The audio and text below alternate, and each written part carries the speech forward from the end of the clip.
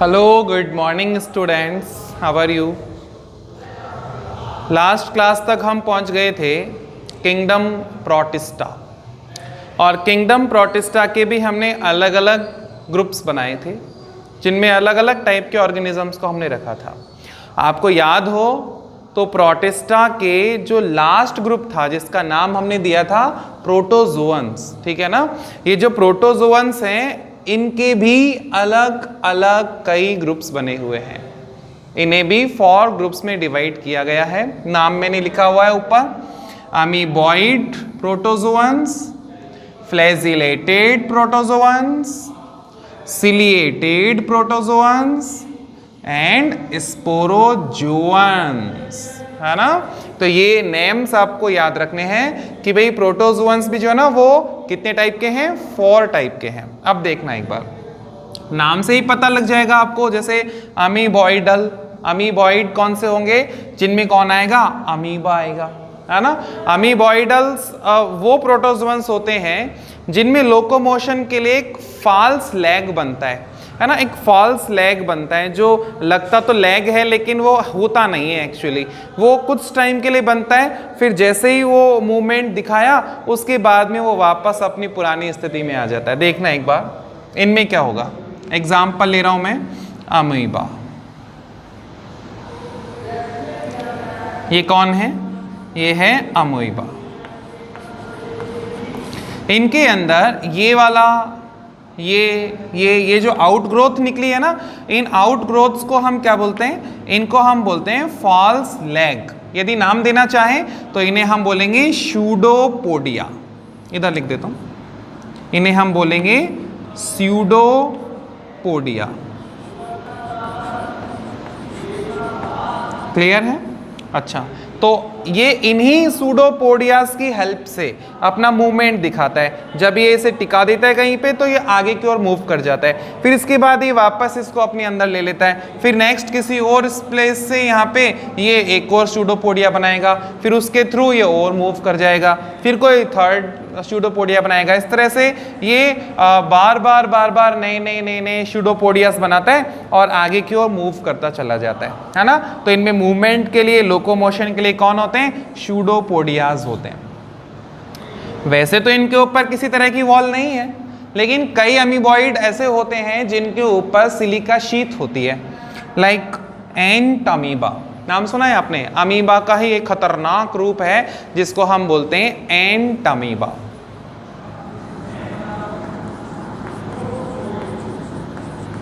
मैंने खतरनाक क्यों बोला, मैंने खतरनाक इसलिए बोला क्योंकि ये डिजीज पैदा करती हैं, ये डिजीज पैदा करती हैं, परेशान करती हैं। और ये इनसे अलग क्यों हैं, क्योंकि इनके ऊपर एक सिलिका शीथ पाई जाती है और इस सिलिका शीथ की प्रेजेंस ही इनको अलग करती है ना। ये डिजीज पैदा करती हैं, खतरनाक हैं, एक प्रकार का डायरिया पैदा करती हैं जिसको अमीबॉयसिस कहते हैं। और ये डायरिया जो है वो एक प्रकार से ब्लडी डायरिया होता है जिसके अंदर डायरिया के साथ साथ ब्लड भी बाहर आता है ना। तो ये चीज़ आप ध्यान रख लेंगे। दूसरी चीज़, दूसरा ग्रुप कौन सा है, फ्लैजिलेटेड। फ्लैजिलेटेड नाम देखो इसका, फ्लैजिला। फ्लैजिला क्या होती है, एक थ्रेड लाइक स्ट्रक्चर होती है ना, लॉन्ग थ्रेड लाइक स्ट्रक्चर जिसको हम फ्लैजिला कहते हैं, जो मूवमेंट में हेल्प करती है। यदि हम इनका डायग्राम बनाएं, जैसे ये मान लेते हैं कोई फ्लैजिलेटेड प्रोटोजोअन है, इसमें से इस तरह के लॉन्ग थ्रेड लाइक फ्लैजिलास निकले होते हैं जिनसे ये मूवमेंट शो करता है। ये कौन है, फ्लैजिला। और इसी फ्लैजिला की प्रेजेंस इनको नाम दिलाती है फ्लैजिलेटेड, है ना। तो एग्जाम्पल लेना चाहें तो एग्जाम्पल हो जाएगा ट्रिपेनोसोमा। ये है ट्रिपेनोसोमा, और ये भी बड़े खतरनाक होते हैं। ये भी हमारे अंदर डिजीज क्रिएट करते हैं, और डिजीज कौन सी क्रिएट करते हैं, स्लीपिंग सिकल, ठीक है ना, सिकनेस, स्लीपिंग सिकनेस ये हमारे अंदर लाते हैं। स्लीपिंग सिकनेस बोले तो ये हमें मतलब सुलाने में मदद करता है, मतलब नींद ही नींद आना जिसको हम बोलते हैं ना, कि पूरे दिन नींद ही नींद आती रहेगी, आप किसी भी काम में आपका जो है मन नहीं लगेगा, इस तरह से ये आपको स्लीपिंग सिकनेस पैदा कर देगा। लिख देता हूं मैं, स्लीपिंग सिकनेस। क्लियर। और सिलिएटेड का नाम देखो आप, सिलिया। सिलिया कौन होते हैं? ऑर्गेनिजम्स की बॉडी पर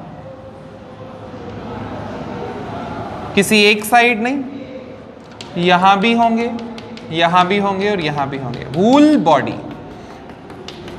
small small hair like structures होती हैं जिनको हम बोलते हैं सिलिया।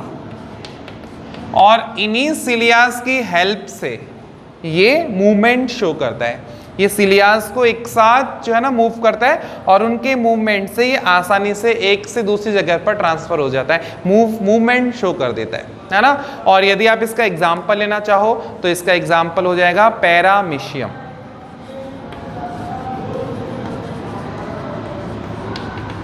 पैरामीशियम है ना, तो ये इसके अंदर एग्जाम्पल हो जाएगा। स्पोरोजुअन्स कौन होते हैं? नाम देखो इनका, स्पोर्स। स्पोर्स जिनके अंदर स्पोर्स बनेंगे, जिनके अंदर स्पोर्स लाइक स्ट्रक्चर्स बनती है, ठीक है ना। लाइक एग्जाम्पल लें हम तो प्लाज्मोडियम,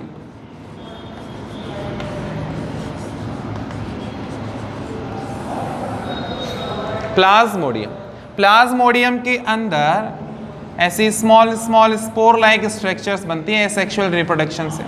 और ये जो स्पोर्स हैं ये एक तरह के इनकी बेबी है।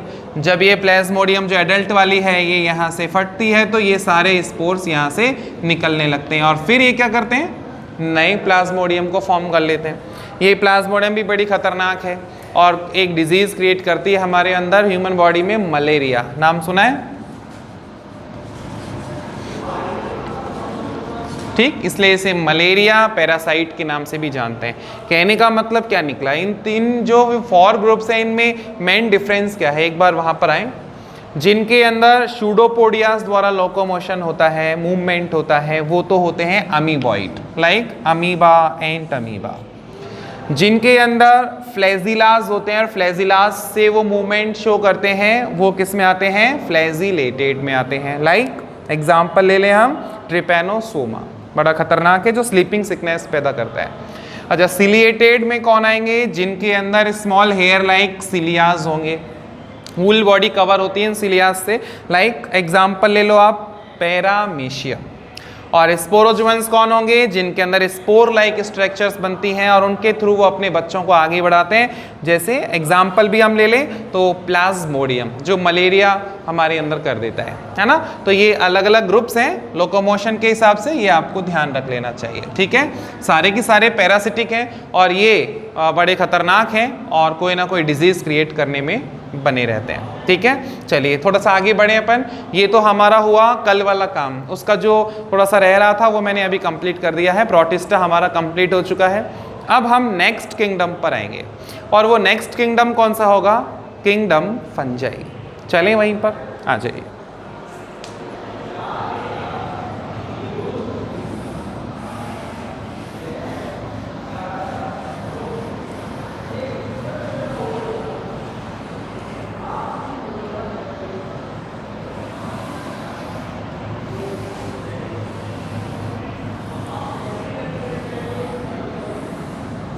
देखिए, वैसे तो किंगडम फंजाई के बारे में हम पहले थोड़ा सा जान चुके हैं, थोड़ा सा हमें पता है, मैं आपको याद दिलाता हूं अभी, और बाकी चीज़ें हम अभी पढ़ेंगे। किंगडम फंजाई,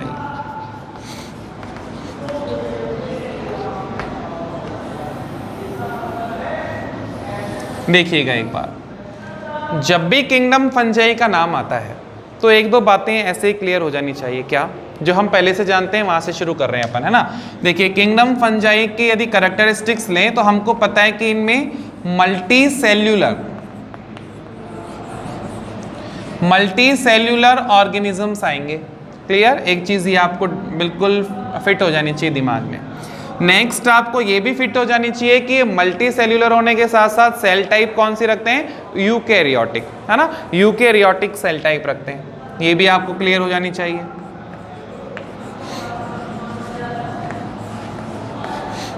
ये हम पहले कह चुके हैं, न्यूक्लियस विथ न्यूक्लियस जो सेल होती हैं उनको यूकैरियोटिक कहते हैं। ये कहाँ मिलते हैं भाई? एवरीवेयर, भले ही वो वाटर हो या लैंड हो या फिर एयर हो जहाँ इनके स्पोर्स उड़ते हैं, या फिर किसी और दूसरे एनिमल या फिर किसी प्लांट की बॉडी हो, उसके अंदर पैरासिटिक के रूप में भी रह सकते हैं, पैरासाइट भी हो सकते हैं। मतलब कहने का एवरीवेयर। आपको फंजाई देखनी है तो कहीं से भी देख सकते हो, एवरीवेयर। एवरीवेयर बोले तो वाटर आराम से मिलेंगे, एयर खूब मिलेंगे, लैंड ऐसे ही पड़े रहते हैं लैंड पर तो इनके स्पोर्स, और इसके अलावा other organisms, animal and plants body. ठीक, तो ये चीज आपको ध्यान रख लेनी है। मिलेंगे तो हर जगह, लेकिन वो जगह का चुनाव किस आधार पे करेंगे कि हम कौन से वाले प्लेस में रहें, ये वो इस तरह सेलेक्ट करेंगे कि वहाँ पर क्या होना चाहिए, वो प्लेस जो है वार्म होना चाहिए और ह्यूमिड होना चाहिए। वार्म और ह्यूमिड होगा तो ज़्यादा अच्छा होता है इन लोगों के लिए सर्वाइव करना, है ना। तो वार्म एंड ह्यूमिड प्लेस। यदि ह्यूमिडिटी ज़्यादा होती है ना तो इन्हें सर्वाइव करने में आसानी होती है। ये उन जगहों पर आसानी से रह लेते हैं जहाँ ह्यूमिडिटी ज़्यादा होती है, मॉइस्चर ज़्यादा होता है। तो ह्यूमिड प्लेस में और वार्म, ठीक है ना, हल्की सी वहाँ पर टेम्परेचर भी होनी चाहिए, उस जगह पर ये आसानी से रह लेते हैं। अच्छा, इनकी बॉडी स्ट्रक्चर कैसी होती है वो देखें एक बार अपन। आपने देखा भी है फंजाई, फंजाई हम बार बार बोल रहे हैं और इस तरह से चल रहे हैं। फंजाई देखी है आपने कभी? ब्रेड जो होती है, ब्रेड जिसको हम खाते हैं, वो ब्रेड जब गीली गीली हो जाए, है ना, थोड़ी सी वो ह्यूमिडिटी उसके अंदर आ जाए तो ऐसे में उसके ऊपर फंगस लग जाती है। फंगस, फंगस बोलते हैं जनरली हम लोग। तो वो क्या है? फंजाई। घर पे मम्मा के हाथ का बना हुआ अचार खाया है ना सभी ने, उस अचार के खराब हो जाने पे उसमें कौन आ जाती है? वाइट वाइट कलर की कॉटन लाइक स्ट्रक्चर में आ जाती है कुछ, उसको हम क्या बोलते हैं? उसे हम बोलते हैं फंजाई, वो है फंगस। कभी आपने कचरे के ढेर में कुछ ऐसे अम्ब्रेला लाइक स्ट्रक्चर में कुछ ऑर्गेनिजम्स देखे होंगे जिनको लोग बाग स्नैक की अम्ब्रेला या जिसे बोलते हैं आम भाषा में कि सांप की छतरी भी कहते हैं। सुना है ये तो आपने, है ना। तो वो कौन है? वो है अगेरिकस, मशरूम जिसको खाया भी जाता है, वो है फंजाई। तो ये मशरूम, ये जो आचार के ऊपर आई ना ये कॉटन लाइक स्ट्रक्चर, ये कौन है? ये है। या फिर ब्रेड के ऊपर जो आई है ये कौन है? फंजाई, है ना। अब इनकी स्ट्रक्चर कैसी होती है वो देखो आप। इनकी स्ट्रक्चर ऐसी, मतलब नेटवर्क होता है, फाइबर का नेटवर्क, और ऐसे फाइबर के नेटवर्क से इनकी बॉडी बनी होती है। ये लो, ये ऐसे होते हैं फंजाई, ठीक। अब यदि आप इस नेटवर्क में से एक फिलामेंट बाहर निकाल लो, एक फाइबर बाहर निकाल लो ऐसे, तो इस एक फाइबर को हम क्या नाम दे देंगे? इसे हम बोल देंगे हाइफा। इसे हाइफे बोलते हैं। और हाइफे का जो नेटवर्क बना था ना, ये नेटवर्क, इस नेटवर्क को हम क्या बोलते हैं? इसको हम बोलते हैं माइसेलियम। इसको माइसेलियम कहते हैं, है ना।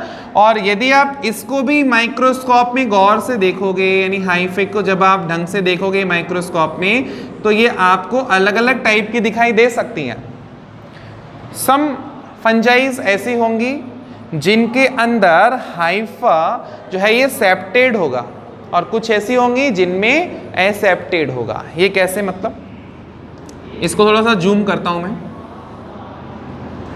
ये देखना एक बार और ये देखना एक बार, है ना।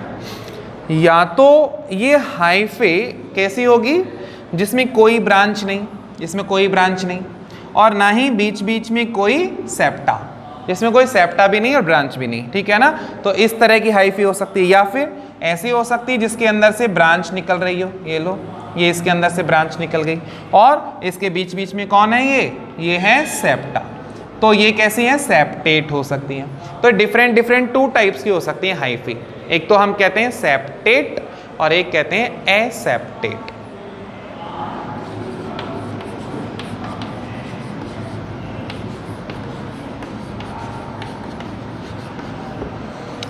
एक चीज और जोड़ दूं, इसको हम बोलेंगे अनब्रांच, जिसमें ब्रांच नहीं होगी, और ये होगी ब्रांच्ड। दिख भी रही है वैसे तो ये, है ना। तो कहने का मतलब क्या निकला कि इनकी बॉडी स्ट्रक्चर कैसी होती है, एक नेटवर्क ऑफ फाइबर, है ना, नेटवर्क ऑफ फाइबर होती है, और इस नेटवर्क को बोलते हैं माइसेलियम। इनकी बॉडी की जो मुख्य स्ट्रक्चर है, जो मेन स्ट्रक्चर है ना, वो कौन सी है, माइसेलियम। इस माइसेलियम का एक फाइबर जो है उसे हम बोलते हैं हाइफी, और इस हाइफी के भी डिफरेंट डिफरेंट टू टाइप्स हैं, सेप्टेट, एक सेकेंड, यहाँ एसेप्टेट ये वाला है ना, यहाँ पे देखो सेप्टास नहीं है ना, तो यहाँ पे एसेप्टेट, और ये कैसे हो जाएंगे, सेप्टेट, है ना। सॉरी, यहाँ देखो इनको हम बोलते हैं सेप्टा, ये है सेप्टा। तो जिसके अंदर सेप्टा होंगे वो होंगे सेप्टेट, और ये अक्सर कैसे होते हैं, ब्रांच्ड भी होते हैं, और जिनके अंदर सेप्टास नहीं होंगे वो एसेप्टेट होंगे, है ना। अच्छा, यहाँ पे क्या होता है, एक चीज और बता दूं मैं आपको, यहाँ के जो न्यूक्लियस हैं वो न्यूक्लियस ऐसे दिखाई देते हैं जैसे वो बहुत सारे हों एक सिंगल सेल के अंदर। मल्टी न्यूक्लियर भी कह सकते हैं इस चीज को, हम इसको बोल सकते हैं मल्टी न्यूक्लियर।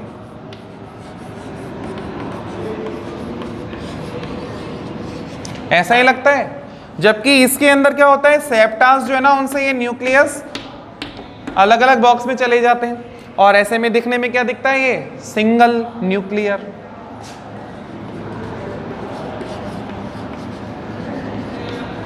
तो ये तो बॉडी की स्ट्रक्चर देख रहे हैं अपन। क्या समझे हम, एक बार मैं रिपीट करता हूं, क्या समझे हम, हमको ये देखना है कि फंजाई है ना वो मल्टी सेल्यूलर होंगे, यूकेरियोटिक होंगे, done and done, everywhere present होंगे, डन। ये उन इलाकों में ज्यादा रहेंगे जो वार्म होंगी और ह्यूमिड होंगी, ओके, डन। इनकी structure network of fibre like होती है, जिसे हम माइसेलियम कहते हैं। इसके एक सिंगल फाइबर को हाइफी कहते हैं, और ये फाइबर टू टाइप का होता है, एसेप्टेट और सेप्टेट। सिंपल। अब आप मुझे बताओ, जिस फंजाई के बारे में हम स्टडी कर रहे हैं, ये फंजाई हमारे लिए अच्छी है या बुरी, इससे हमें बेनिफिट होगा कि लॉस होगा। जब हम बैक्टीरियाज पढ़ रहे थे तो बैक्टीरियाज में हमने देखा था कि उनसे हमें बेनिफिट भी थे, लॉस भी थे। ठीक उसी तरह यहाँ भी है, ये फंजाई हमारे लिए अच्छे भी हैं बुरे भी, क्योंकि मैंने बोला ना अभी जो मशरूम हम जिसे बोलते हैं मशरूम एगेरिकस, है ना, उसको हम खाते हैं, वो हमारे फूड के रूप में इस्तेमाल किया जा रहा है। ऐसे ही कुछ और भी हैं, जैसे मैं आपको बताता हूँ, तो इनसे बेनिफिट भी है और लॉस भी है ना। देखो दोनों ही चीज़ें देख लेते हैं, बेनिफिट एंड लॉस, फिर बाकी चीज़ों पर आगे बाद में बढ़ेंगे। देखो बेनिफिट क्या क्या है, एक तो इससे हमें फूड मिलता है ना, फूड मिलता है। लाइक एग्जाम्पल आप ले लो मशरूम, इसे एगेरिकस भी बोलेंगे अपन। इसके अलावा और यदि बेनिफिट्स लोगे तो इनसे ब्रेड बनाई जाती है। ब्रेड फॉर्मेशन जो है वो भी फंगस से ही होता है। ब्रेड पे भी फंगस लगती है, लेकिन ब्रेड बनाने के लिए भी फंगस चाहिए, और बियर बनाने के लिए भी फंगस चाहिए।